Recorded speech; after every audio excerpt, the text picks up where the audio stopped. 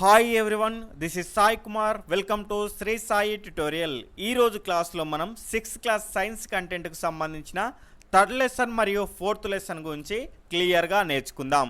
అదేవిధంగా ఫస్ట్లో కొంచెం ఎక్స్ప్లెనేషన్ అనేది అవసరం పడుతుంది, కొంత సమయం అనేది ఎక్కువగా తీసుకుంటున్నాను. దాని తర్వాత కంటెంట్ బిట్స్లోకి ఫాస్ట్గా వెళ్ళేసి దాన్ని ఫాస్ట్గా కంప్లీట్ చేసుకుందాం. అదేవిధంగా మన ప్రీవియస్ వీడియోస్ కనుక ఎవరైనా చూడకపోతే ఇక్కడ ఐ అనే సింబల్ వస్తుంది వీడియో పైన, దాన్ని క్లిక్ చేయడం ద్వారా ప్రీవియస్ వీడియోస్ చూడొచ్చు. అదేవిధంగా నేను మీ అందరికీ చేసే రిక్వెస్ట్ ఏంటంటే వీడియోని చూసిన వాళ్ళంతా లైక్ చేయండి, షేర్ చేయండి, మీ విలువైన అభిప్రాయాన్ని కామెంట్ రూపంలో తెలియజేయండి. అదేవిధంగా ముఖ్యమైన విషయం ఏంటంటే స్కిప్ చేయకుండా వీడియోని ఎండ్ వరకు చూడండి, చాలా ఇంపార్టెంట్ కాన్సెప్ట్ అండి. ఇక క్లాస్లోకి వెళ్దాం. మూడవ లెసన్ వచ్చేసి వర్షం ఎక్కడి నుండి వస్తుంది. మనకు వర్షం ఎక్కడి నుంచి వస్తుందో తెలియాలి అంటే జలచక్రం గురించి క్లియర్గా తెలియాలి. జలచక్రం గురించి తెలుసుకుందాం. ఈ పటంలో చూపిన విధంగా ఇక్కడ జాగ్రత్తగా గమనిస్తే భూమిపై ఈ రకంగా ఉన్నటువంటి నీరు అనేది సూర్యుని యొక్క వేడిమి ద్వారా నిరంతరం నీటి ఆవిరి రూపంలో పైకి వెళ్తూ ఉంటుంది. అంటే నీరు అనేది నీటి ఆవిరిగా నిరంతరం మారుతూ ఉంటుంది. ఈ రకంగా నీటి ఆవిరిగా మారినటువంటి నీరు అనేది మనకేమవుతుంది అంటే ఈ వాతావరణంలో ఉన్నటువంటి దుమ్ము ధూళి కణాలతో కలిసి మేఘంగా ఏర్పడుతుంది. ఇక్కడ చూసుకుంటే ఈ మేఘంలో ఏమేమి ఉన్నాయి? ఇప్పుడు దుమ్ము ధూళి అదేవిధంగా నీటి ఆవిరి అనేది ఉంది. ఇక్కడ జాగ్రత్తగా గమనిస్తే నీటితో పోల్చుకుంటే నీటి ఆవిరి అనేది తేలికగా ఉంటుంది కాబట్టి ఇది పైకి వెళ్తూ ఉంటుంది. అంటే ఈ మేఘం మొత్తం ఈ రకంగా పైకి వెళ్తూ ఉంటుంది. ఇక్కడ జాగ్రత్తగా గమనిస్తే పైకి వెళ్ళిన కొద్దీ ఉష్ణోగ్రత అనేది తక్కువ అవుతుంది, గమనించాలి. ఈ రకంగా మేఘం అనేది తక్కువ ఉష్ణోగ్రత వద్దకు చేరినప్పుడు అంటే ఈ ప్లేస్లోకి చేరినప్పుడు ఈ మేఘంలో ఉన్నది ఏంటండి? నీటి ఆవిరి. కాబట్టి ఈ నీటి ఆవిరితో కూడుకున్న మేఘం అనేది చల్లబడి నీటి బిందువులుగా మారి మన భూమిపైన పడుతుంది. దాన్నే మనము వర్షము అంటాము. ఈ టాపిక్ గురించి మనకు చాలా డీప్గా 9th క్లాస్లో ఉంటుందండి, అక్కడ చెప్పుకుందాం. ఇక్కడ జాగ్రత్తగా గమనిస్తే 9th క్లాస్లో మనకి ఏ రకంగా ఉంటుంది అంటే ఇక్కడ చూసుకుంటే మనకి నీరు నీటి ఆవిరిగా మారి మేఘాలుగా ఏర్పడతాయి. ఈ మేఘాలు అనేటివి పైకి వెళ్తాయి. అక్కడ ఒక సంతృప్త స్థాయి అనేది ఉంటుంది, అది దాటిన తర్వాత నీరుగా మారుతుంది. ఆ విధంగా ఇక్కడ పైకి వెళ్ళి ఆ నీటి ఆవిరి నీరుగా భూమిపై మళ్ళీ పడడాన్ని ఏమంటామంటే అవపాతము అంటాము. ఆ అవపాతాలు అనేటివి రకరకాలుగా ఉంటాయి. స్లిట్ అని, వడగండ్ల వర్షం అని, ఆ రకంగా మనకు చాలా డీప్ కంటెంట్ అనేది 9th క్లాస్లో చూస్తాం. మనం అక్కడ డీప్గా చెప్పుకుందాం. ఇప్పటి వరకు మనకు 6th క్లాస్కి అవసరమైనంత వరకు ఇక్కడ చెప్పుకుందాం. ఇక్కడ చూసుకుంటే ఈ రకంగా నీరు నీటి ఆవిరిగా అదేవిధంగా నీటి ఆవిరి నీరుగా మారే ప్రక్రియనే మనం జలచక్రము అంటాము, గమనించాలి. మన క్లాస్ని మొదటిసారిగా చూస్తున్న వాళ్ళైతే తప్పకుండా ఇక్కడ రెడ్ కలర్లో ఉన్నటువంటి సబ్స్క్రైబ్ బటన్ని క్లిక్ చేసుకొని సబ్స్క్రైబ్ చేసుకోండి. అదేవిధంగా పక్కనటువంటి ఆల్ నోటిఫికేషన్ బెల్ ఐకాన్ని క్లిక్ చేయండి. ఈ విధంగా చేయడం ద్వారా నేను చేసిన ప్రతి క్లాసు మీకు నోటిఫికేషన్ రూపంలో వస్తుంది, గమనించాలి. తర్వాత బాష్పీభవనం అంటే ఏమిటి, అందులో ఇమిడి ఉన్న అంశాలు ఏవి, అదేవిధంగా ఇది దేనిపైన ఆధారపడి ఉంటుందో తెలుసుకుందాం. ఇక్కడ చూసుకుంటే బాష్పీభవనం అంటే నీరు నీటి ఆవిరిగా మారడం. ఉదాహరణగా తీసుకుంటే ఇక్కడ సముద్రాలు, నదులు, అదేవిధంగా సరస్సులు ఈ రకంగా భూమిపైన ఉన్నటువంటి నీరు అనేది వేడిమి ద్వారా సూర్యుని యొక్క వేడిమి ద్వారా నిరంతరం నీటి ఆవిరిగా మారుతూ ఉంటుంది. కాబట్టి ఈ రకంగా నీరు నీటి ఆవిరిగా మారడాన్నే మనం బాష్పీభవనం అంటాము. ఇక్కడ జాగ్రత్తగా గమనిస్తే ఇదొక ఉదాహరణగా చెప్పుకుంటే మరొక ఉదాహరణ నిత్యం మన ఇళ్ళలో చూసే ఉదాహరణ తీసుకుందాం. ఇక్కడ చూసుకుంటే మన బట్టలు ఆరేసేటప్పుడు మనం ఏం చేస్తాము అంటే అంటే నీటితో ఉన్నటువంటి ఆ బట్టల్ని ఆరేసినప్పుడు అందులో ఉన్న నీరు అనేది నీటి ఆవిరి రూపంలోకి మారిపోతుంది. మారిపోవడం ద్వారా ఆ బట్టలు అనేటివి ఆరడం జరుగుతుంది. ఇక్కడ జాగ్రత్తగా గమనిస్తే మరి బట్టలు ఆరాలి అంటే ఖచ్చితంగా ఎండ ఉండాలా? ఉండాల్సిన అవసరం లేదు. మనం నీడలో వేసినా కూడా అవి ఆరుతాయి. దానికి కారణం ఏంటి అంటే నిత్యం సూర్యుడు ఇచ్చే సూర్యకిరణాల ద్వారా ఏమవుతుంది అంటే భూమి వేడెక్కి అది కొంత ఉష్ణాన్ని కలిగి ఉంటుంది. కాబట్టి కొంత ఆ ఉష్ణం ద్వారా ఏమవుతుంది అంటే ఈ నీరు అనేది నీటి ఆవిరిగా మారుతుంది. ఆ రకంగా మనకు బట్టలు అనేటివి ఆరతాయి. దీన్ని కూడా ఒక ఎగ్జాంపుల్గా తీసుకోవచ్చు. అదేవిధంగా ఇక్కడ చూసుకుంటే బాష్పీభవనం అనేది ఉష్ణ పరిమాణం మీద ఆధారపడి ఉంటుంది. ఇక్కడ జాగ్రత్తగా గమనిస్తే బట్టల్ని మనం నీడలో ఆరేసినప్పుడు ఏమవుతుంది, అవి ఆరడానికి చాలా టైం పడుతుంది. అదేవిధంగా ఎండలో ఆరేసినప్పుడు ఏమవుతుంది, చాలా తొందరగా ఆరిపోతాయి. అంటే దానికి కారణం ఏంటండి, నీడలో ఉన్నప్పుడు ఉష్ణం అనేది తక్కువగా ఉంటుంది. అదేవిధంగా ఉష్ణోగ్రత అనేది ఎక్కువగా, అంటే ఎండలో ఉన్నప్పుడు ఏమవుతుంది, ఉష్ణం అనేది ఎక్కువగా ఉంటుంది. కాబట్టి ఆ రకంగా ఉష్ణ పరిమాణం మీద ఆధారపడి బాష్పీభవనం అనేది పనిచేస్తుంది. అంటే ఉష్ణం ఎంత ఎక్కువగా ఉంటే బాష్పీభవనం అనేది అంత ఎక్కువగా ఉంటుంది. ఉష్ణం ఎంత తక్కువగా ఉంటే బాష్పీభవనం అనేది అంత తక్కువగా ఉంటుంది. కాబట్టి బాష్పీభవనం అదేవిధంగా ఉష్ణ పరిమాణం అనేది ఏ రకంగా ఉంటుంది అంటే అనులోమానుపాతంలో ఉంటుంది, గమనించాలి. ఎందుకంటే ఉష్ణ పరిమాణం పెరిగితే బాష్పీభవన రేటు అనేది పెరుగుతుంది. అదేవిధంగా ఉష్ణ పరిమాణం తగ్గితే బాష్పీభవనం రేట్ అనేది కూడా తగ్గుతుంది. కాబట్టి ఇవి రెండు అనులోమానుపాతంలో ఉంటాయి. అదేవిధంగా ఇక్కడ చూసుకుంటే బాష్పీభవనం అనేది మరొక అంశం మీద కూడా ఆధారపడి ఉంటుంది. అదేంటంటే ఉపరితల వైశాల్యము. ఇక్కడ జాగ్రత్తగా గమనిస్తే మనము ఎండలో పెట్టిన తర్వాత ఎండలో మనకు ఒక గ్లాసుని అదేవిధంగా ఒక ప్లేట్ని పెట్టి అందులో నీరును పోసామనుకోండి, ఇక్కడ ప్లేట్లో ఉన్న నీరు అనేది ఎక్కువగా ఆవిరవుతుంది. ఎందుకంటే దీని యొక్క ఉపరితలం అనేది చాలా ఎక్కువగా ఉంది కాబట్టి, ఇక్కడ గ్లాసులో ఉన్న నీరు యొక్క ఉపరితలం అనేది చాలా తక్కువగా ఉంటుంది. కాబట్టి ఏమవుతుంది అంటే ఇందులో నుంచి నీరు అనేది తక్కువ మొత్తంలో నీటి ఆవిరి రూపంలోకి వెళ్తుంది, ఇందులో ఎక్కువ మొత్తంలో నీటి ఆవిరి రూపంలోకి వెళ్తుంది. కారణం ఏంటంటే దీని యొక్క ఉపరితల వైశాల్యం అనేది ఎక్కువగా ఉంటుంది. కాబట్టి బాష్పీభవనం అనేది ఉపరితల వైశాల్యానికి కూడా అనులోమానుపాతంలో ఉంటుంది, గమనించాలి. తర్వాత సాంద్రీకరణం అంటే ఏంటో క్లియర్గా తెలుసుకుందాం. ఇక్కడ జాగ్రత్తగా గమనిస్తే జలచక్రంలో నీరు నీటి ఆవిరిగా మారడాన్ని బాష్పీభవనం అంటారు. ఇక్కడ చూసుకుంటే ఈ నీటి ఆవిరి నీరుగా మారడాన్ని సాంద్రీకరణం అంటారు. ఇక్కడ జాగ్రత్తగా గమనిస్తే సాంద్రీకరణకు ఉదాహరణలు చూద్దాం.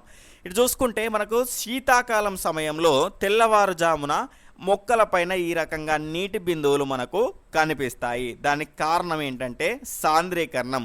అది ఎందుకు అంటే ఇక్కడ జాగ్రత్తగా గమనిస్తే నీటి ఆవిరికి ఒక సంతృప్త స్థానం అనేది ఉంటుంది.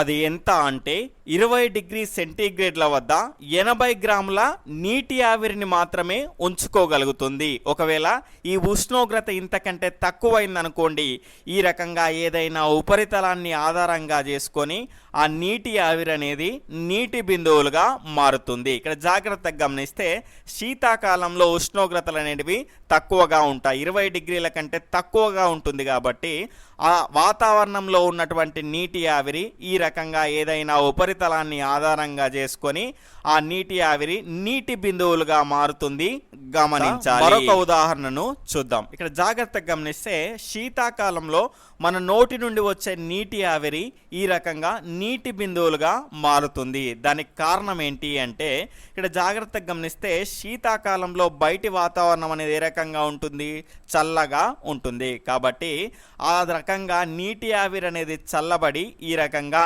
నీటి బిందువులుగా మారుతుంది. తర్వాత మరొక ఉదాహరణ చూద్దాం. ఇక్కడ జాగ్రత్తగా గమనిస్తే నేను ఒక గ్లాసు తీసుకొని అందులో కొన్ని వాటర్ పోసాను, కొద్దిసేపు అలానే ఉంచాను. దాన్ని గమనిస్తే ఎలాంటి మార్పు జరగలేదు. అదేవిధంగా కొద్దిసేపటికి నేను ఏం చేశాను అంటే ఆ గ్లాసులో కొన్ని ఐస్ క్యూబ్లు అనేటివి వేయడం జరిగింది. అది వేసిన కొద్దిసేపటికి ఏమైంది అంటే ఆ గ్లాసు యొక్క గోడలపై చిన్న చిన్న నీటి బిందువులు అనేటివి ఏర్పడ్డాయి. దానికి కారణం ఏంటి అంటే ఈ గ్లాస్ అనేది చల్లబడి ఉంది. ఎందుకు, నేను ఐస్ క్యూబ్లు వేశాను కాబట్టి. ఇక్కడ చూసుకుంటే వాతావరణంలో మనకి ఏముంటుంది, నీటి ఆవిరి అనేది కొంత సంతృప్త స్థాయిని కలిగి ఉంటుంది. ఇక్కడ చూసుకుంటే ఈ నీటి ఆవిరి అనేది ఈ చల్లగా ఉన్నటువంటి గాజు గోడల మీద పడడం ద్వారా ఏమైంది అంటే ఈ నీటి ఆవిరి నీటి బిందువులుగా ఈ రకంగా మారింది. ఈ రకంగా మనకు ఆ గ్లాసు పైన చిన్న చిన్న నీటి బిందువులు ఏర్పడ్డాయి, గమనించాలి. మీ అందరికీ నేను ఒక క్వశ్చన్ ఇస్తున్నాను, దాని యొక్క ఆన్సర్ని కామెంట్ సెక్షన్లో కామెంట్ చేయండి. ఆ క్వశ్చన్ వచ్చేసి, కుండలోని నీరు చల్లగా మారడానికి కారణం ఏ ప్రక్రియ? కుండలోని నీరు చల్లగా మారడానికి కారణం ఏ ప్రక్రియ?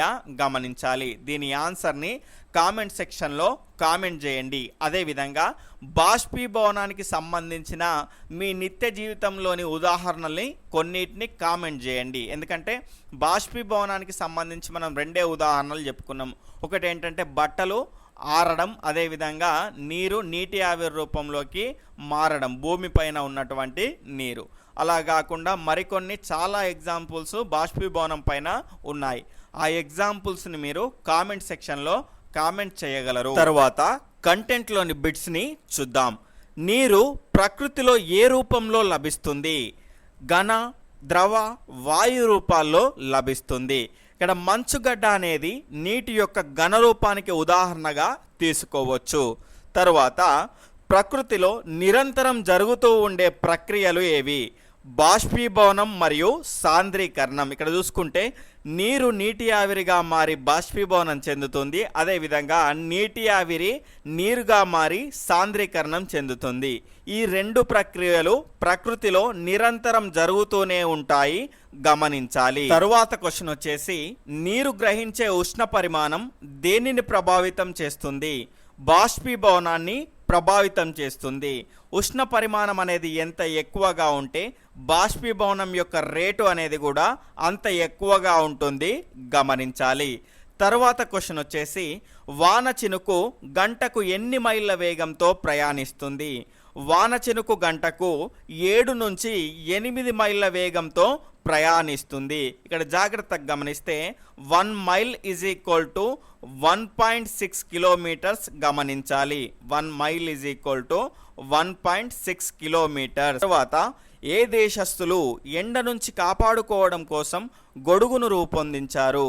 ఈజిప్ట్ దేశస్థులు మొదటగా గొడుగును ఎండ నుంచి కాపాడుకోవడం కోసం కనిపెట్టారు. తర్వాత కాలక్రమేణా దాన్ని వర్షంలో కూడా ఉపయోగిస్తున్నాం. తర్వాత పెద్ద పెద్ద నీటి బిందువులు ఘనీభవించి మంచు ముక్కల్లా కింద పడడాన్ని ఏ వర్షం అంటారు? వడగండ్ల వర్షం అంటారు. ఇక్కడ జాగ్రత్తగా గమనిస్తే ఈ వడగండ్ల వర్షం ఏ రకంగా పడుతుంది అంటే, ఇంతకుముందు మనం చెప్పుకున్నట్లుగా నీటి ఆవిరిగా మారి మేఘంగా తయారవుతుంది. ఈ మేఘం అనేది ఈ రకంగా పైకి వెళ్ళి చల్లబడి మనకు వర్షంలా కిందికి వస్తుంది. ఇక్కడ జాగ్రత్తగా గమనిస్తే ఇక్కడ మేఘం అనేది ఇక్కడ సంతృప్త స్థాయిలో ఒక రకంగా ఒక స్థాయిలో చల్లబడిన తర్వాత వర్షంగా మారింది అనుకుందాం. ఇక్కడ చూసుకుంటే ఇక్కడ ఈ చల్లబడే సమయం లోపలే ఈ కింది గాళ్ళు పైకి నెట్టేసి ఈ కింది నుంచి వచ్చే గాళ్ళు పైకి నెట్టివేయడం ద్వారా మరింత పైకి వెళ్తాయి. ఈ విధంగా మరింత పైకి వెళ్ళేటప్పుడు అప్పుడు ఏమైతే అంటే ఆ నీటి బిందువులు మంచుగడ్డల రూపంలోకి మారుతాయి. ఈ రకంగా మంచు అనేది కింద అంటే వర్షం రూపంలో పడడాన్నే మనం వడగండ్ల వర్షం అంటాము. మన రాష్ట్రంలో నైరుతి ఋతుపవనాలు ప్రవేశించే కాలం ఏది? June to September. ఈశాన్య ఋతుపవనాలు ప్రవేశించే కాలం ఏది? November to December. తర్వాత పరిశ్రమలు, వాహనాల నుండి వెలువడే ఏ కలుషితాల వలన ఆమ్ల వర్షాలు కురుస్తాయి? సల్ఫర్ డయాక్సైడ్ మరియు నైట్రోజన్ డయాక్సైడ్ వల్ల. తర్వాత ప్రతిరోజు వర్షం కురిసే భూమధ్య రేఖా ప్రాంతంలో పెరిగే అడవులను ఏమంటారు? సతత హరిత అడవులు అంటారు. ఎగిరే ఉడతలు మరియు పాములు ఏ ప్రాంతంలో ఉంటాయి? భూమధ్య రేఖ ప్రాంతంలో. తర్వాత 4వ లెసన్లోని కంటెంట్ని చూద్దాం. మొట్టమొదటి జంతువులు ఎప్పుడు ఆవిర్భవించాయి? 600 మిలియన్ సంవత్సరాలకు పూర్వం ప్రికేంబ్రియన్ కాలంలో మొదటగా జంతువులు ఉద్భవించాయి. తరువాత రెక్కలు ఉండి కూడా ఎగరలేని పక్షులు ఏవి? రెక్కలు ఉన్నప్పటికీ ఎగరలేని పక్షులు వచ్చేసి పెంగ్విన్, ఆస్ట్రిచ్, ఈము, రేహా. ఇక్కడ చూసుకుంటే పెంగ్విన్ అనేది దక్షిణ ధ్రువంలోని అంటార్కిటికా ఖండంలో ఉంటుంది. దీని యొక్క ప్రత్యేకత ఏంటి అంటే నిలబడి గుడ్డు పెడుతుంది. తర్వాత ఆస్ట్రిచ్ అనేది ప్రపంచంలోనే అతిపెద్ద పక్షి, అదేవిధంగా ఎగరలేని పక్షి కూడా. తర్వాత ఇక్కడ చూసుకుంటే దీన్నే మనం నిప్పుకోడి, ఒంటె పక్షి అని కూడా అంటాము. అదేవిధంగా ప్రపంచంలోనే అతిపెద్ద గుడ్డు పెట్టే పక్షి కూడా ఇదే. ఇక్కడ జాగ్రత్తగా గమనిస్తే గుడ్డు జీవ సామ్రాజ్యంలో కూడా అతిపెద్ద కణం. దేని గుడ్డు? ఆస్ట్రిచ్ యొక్క గుడ్డు. తర్వాత ఇక్కడ జాగ్రత్తగా గమనిస్తే దీనికి ఇంకొక ప్రత్యేకత కూడా ఉంది. అదేంటంటే ఇది బహుభార్యత్వం చూపే పక్షి. తర్వాత ఈము పక్షి, ఇది ఆస్ట్రేలియాలో ఉంటుంది. ఇక్కడ చూసుకుంటే ఇది రెండవ పెద్ద పక్షి, అంటే ఆస్ట్రేలియా తర్వాత రెండవ పెద్ద పక్షి వచ్చేసి ఇది. దాని తర్వాత ఇది దీని యొక్క మాంసానికి చాలా డిమాండ్ ఉంటుందండి, ఎందుకంటే దీని మాంసంలో కొవ్వు శాతం అనేది చాలా తక్కువగా ఉంటుంది. నీటిపై తేలుతూ ఇతర కీటకాలను తినే నీటి కీటకం ఏది? Pond skater. దీని యొక్క ప్రత్యేకత ఏంటంటే ఈ రకంగా ఒక కొలను ఉన్నది అనుకుంటే ఈ చివరన ఈ పాండ్ స్కేటర్ ఉంటుంది. ఈ రకంగా ఉన్న తర్వాత ఈ చివరన గనక ఏదైనా కీటకం వచ్చి నీటిలో వాలిందనుకోండి, ఈ నీటిలో వాలడం ద్వారా ఇందులో అలలు అనేటివి ఈ రకంగా ఏర్పడతాయి. ఈ రకంగా అలలు ఏర్పడితే వాటి యొక్క అలజడిని గ్రహించి అది ఎంత దూరంలో ఉందో అని క్యాలిక్యులేట్ చేసుకుంది. ఆ విధంగా క్యాల్కులేట్ చేసుకున్న తర్వాత ఏం చేస్తుంది అంటే డైరెక్ట్గా వెంటనే వితిన్ ఫ్రాక్షన్ ఆఫ్ సెకండ్లలో దాని దగ్గరికి వెళ్ళి దాన్ని క్యాచ్ చేసేసి తింటుంది, గమనించాలి.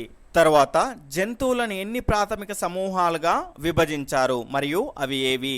జంతువులను 6 ప్రాథమిక సమూహాలుగా విభజించారు. అవి వచ్చేసి అకశేరుకాలు, చేపలు, ఉభయచరాలు, సరీసృపాలు, పక్షులు మరియు క్షీరదాలు. ఇక్కడ జాగ్రత్తగా గమనిస్తే పై క్లాస్ కంటెంట్లో మనకి ఏ రకంగా ఉంటుందంటే 2 వర్గాలుగా విభజిస్తారు జంతువుల్ని. అవేంటంటే అకశేరుకాలు మరియు సకశేరుకాలు. ఇక్కడ చూసుకుంటే వెన్నెముక ఉన్న జంతువులన్నీ సకశేరుకాలకు చెందుతాయి. అదేవిధంగా వెన్నెముక లేని జంతువులన్నీ అకశేరుకాలకు చెందుతాయి, గమనించాలి. కాబట్టి ఇక్కడ చూసుకుంటే ఈ చేపలు, ఉభయచరాలు, సరీసృపాలు, పక్షులు, క్షీరదాలు ఇవన్నీ సకశేరుకాలకు చెందినవి, గమనించాలి. తర్వాత ఆహారపు అలవాట్ల ద్వారా జంతువుల్ని ఎన్ని రకాలుగా విభజించవచ్చు మరియు అవి ఏవి? ఇక్కడ జాగ్రత్తగా గమనిస్తే ఆహారపు అలవాట్లను ఆధారంగా చేసుకొని జంతువులను 3 రకాలుగా విభజించవచ్చు.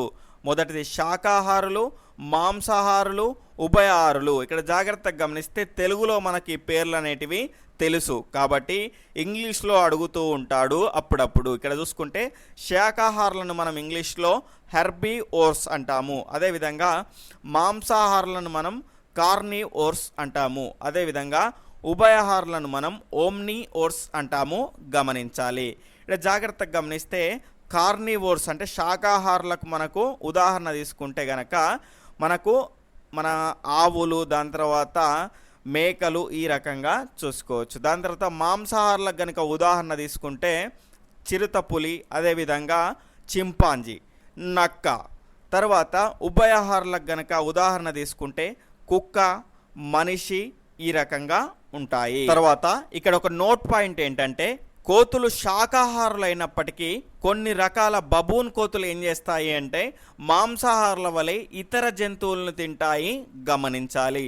తర్వాత ప్రస్తుతం భూమి మీద జీవించి ఉన్న జంతుజాలంలో ఎన్ని క్షీరద జాతులు నివసిస్తున్నాయి? 5400 క్షీరద జాతులు. జీవితాంతం చలనం లేకుండా ఒకే ప్రదేశంలో స్థిరంగా ఉండే జంతువులు ఏవి? స్పంజికలు. తర్వాత సహజ పారిశుద్ధ్య కార్మికులు అని వేటిని అంటారు? కాకులు మరియు గ్రద్దలని. ఇక్కడ జాగ్రత్తగా గమనిస్తే మనం పడేసినటువంటి ఆహారము, అదేవిధంగా మన చుట్టుపక్కల ఉన్నటువంటి కుళ్ళిపోయిన మాంసము అలాంటి వాటిని తినేసి మన చుట్టుపక్కల పరిసరాలను ఏం చేస్తున్నాయి అంటే ఇవి మనకు క్లీన్ చేస్తున్నాయి. కాబట్టి అందుకే వీటిని కాకులని, అదేవిధంగా గ్రద్దల్ని సహజ పారిశుద్ధ్య కార్మికులు అంటారు. తర్వాత నెమరు వేయడం అనగానేమి? ఆవు, గేదె వంటి మొదలైన జంతువులు ఆహారాన్ని గబగబా నమిలి మింగేస్తాయి. కొద్దిసేపటి తర్వాత ఈ మింగిన ఆహారాన్ని జీర్ణాశయం నుండి నోట్లోకి తీసుకొని బాగా నములుతాయి. దీన్నే మనం నెమరు వేయడం అంటారు. ఏనుగు ప్రౌఢజీవిగా మారిన తర్వాత దానికి ఆహారం తీసుకోవాల్సిన అవసరమే ఉండదు. ఎందుకంటే ఏనుగు క్రెన్ఫ్లే లార్వా దశలో ఉన్నప్పుడు ఎక్కువగా ఆహారాన్ని తీసుకుంటుంది. కాబట్టి ప్రౌఢజీవిగా మారిన తర్వాత దానికి ఆహారం తీసుకునే అవసరమే ఉండదు, గమనించాలి. తర్వాత జంతువులలో చాలా పెద్ద జంతువు ఏది? నీలి తిమింగలం చాలా పెద్ద జంతువు. ఇది 110 నుంచి 160 టన్నుల బరువును, అదేవిధంగా 20 నుంచి 30 మీటర్ల పొడవును కలిగి ఉంటుంది. అప్పుడే పుట్టిన నీలి తిమింగలం వచ్చేసి 3000 కేజీల బరువు, అదేవిధంగా 20 నుంచి 21 అడుగుల పొడవు ఉంటుంది. రక్తాన్ని పీల్చడానికి జలగనోటిలో ఉండే ప్రత్యేక అవయవాలను ఏమంటారు? చూషకాలు అంటారు. రాత్రి వేళల్లో ఆహారాన్ని సేకరించే జంతువులు ఏవి? బొద్దింకలు, ఎడారి సరీసృపాలు, ఎలుకలు, గుడ్లగూపలు, గబ్బిలాలు, మాత్ అంటే రెక్కల పురుగులు, ఈలకోడి మొదలగు జంతువులు. ఇవి రాత్రి వేళల్లో ఆహారాన్ని సేకరిస్తాయి. అదేవిధంగా పగటి వేళల్లో చీకటి ప్రదేశాల్లో దాక్కుంటాయి. ఇలాంటి వాటిని మనం నిశాచర జంతువులు అంటాము. సరీసృపాల నుంచి పక్షులు ఏ యుగంలో ఆవిర్భవించాయి? 150 మిలియన్ సంవత్సరాలకు పూర్వం మిసోజోయిక్ యుగంలో. తర్వాత చాలా వరకు ఎడారి జంతువులు ఏ రకమైన జంతువులు? నిశాచర జంతువులు. ఎందుకంటే ఇవి పగటి వేళలో వేడి నుంచి తప్పించుకోవడానికి బొరియల్లో నివసిస్తాయి, రాత్రి వేళల్లో ఆహార సేకరణ చేస్తాయి. కాబట్టి ఇవి నిశాచర జీవులు. మనం ఆవులను పాల కోసం పెంచినట్టు చీమలు హనీడ్యూ అనే పదార్థం కోసం పెంచే శిలీంధ్రాల పేరేమిటి? ఎపిడ్స్. అదేవిధంగా పిల్లి కుటుంబానికి చెందినటువంటి చిరుతపులి ఎన్ని సంవత్సరాలు జీవిస్తుంది? 12 నుంచి 17 సంవత్సరాలు. ఆహారపు అలవాట్లను బట్టి జంతువుల మధ్య గల సంబంధానికి గల పేరేమిటి? ఆహారపు గొలుసు. తర్వాత ప్రకృతిలో జీవుల మధ్య పరస్పర సంబంధాన్ని, ఆధారాన్ని, జీవ వైవిధ్యాన్ని తెలిపేది ఏది? ఆహారపు గొలుసు. తర్వాత